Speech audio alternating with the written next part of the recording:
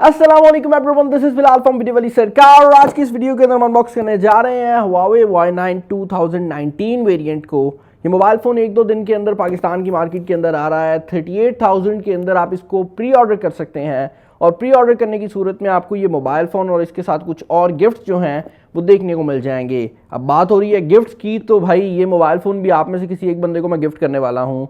मेरी नीयत नहीं थी, लेकिन फिर मैंने नीयत को चेंज किया है और मैं इसको गिफ्ट करने वाला हूं। तो गिव अवे की जो डिटेल्स हैं वो आपको वीडियो के अंदर कहीं पर मिल जाएंगी।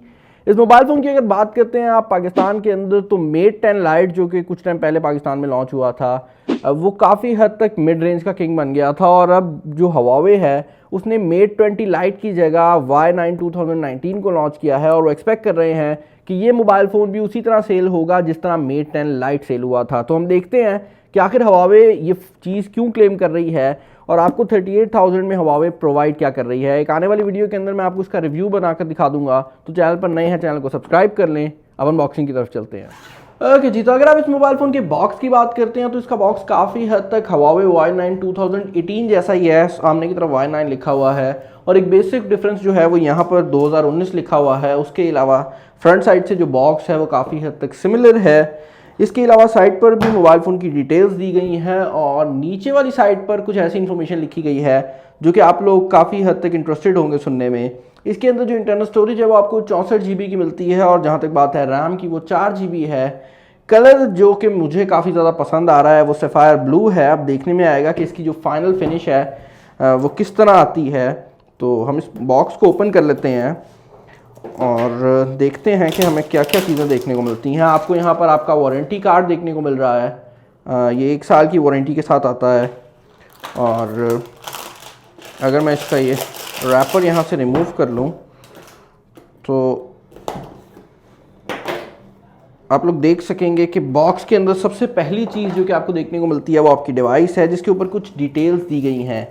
और इंटरेस्टिंगली इनफ सबसे पहली चीज़ जो है वो इसकी स्क्रीन के बारे में है कि इसके अंदर आपको 6.5 इंचेस की फुल HD प्लस रेजोल्यूशन की स्क्रीन मिलती है। तो काफ़ी बड़ी स्क्रीन है। उसके अलावा इसके अंदर आपको 4 कैमराज मिलते हैं। तो इसके फ्रंट साइड पर भी 2 कैमराज हैं, बैक साइड पर भी 2 कैमराज लगाए गए हैं। 4000 mAh की बैटरी है और उसके अलावा जो इंटरनल स्टोरेज है वो 64 GB है।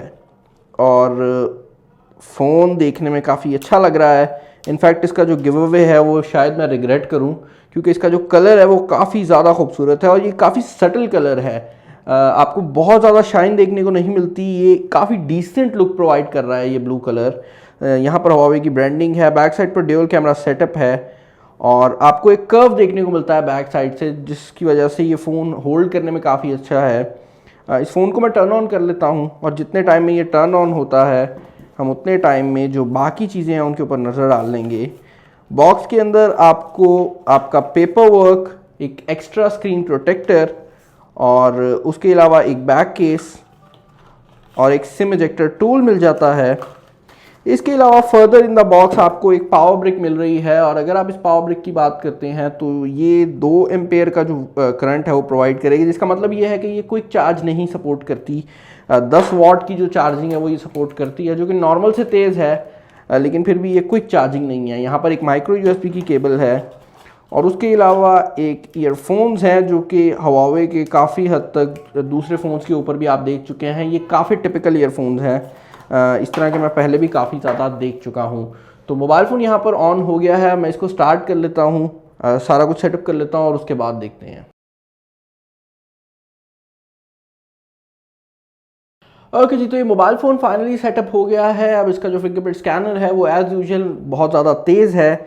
एक चीज़ मैं नोटिस कर रहा हूँ कि अगर आप इस मोबाइल फ़ोन के डिज़ाइन की बात करते हैं तो यहाँ पर ये जो LCD IPS स्क्रीन है इसके बेजल्स काफ़ी कम है और नीचे वाली साइड से भी आपको नज़र आएगा कि नॉर्मल मोबाइल फ़ोन्स की निस्बत ये काफ़ी कम बेजल्स के साथ आता है। और उसके अलावा स्क्रीन बड़ी होने की वजह से इसकी जो स्क्रीन टू बॉडी रेशो है वो भी काफ़ी अच्छे होने वाली है।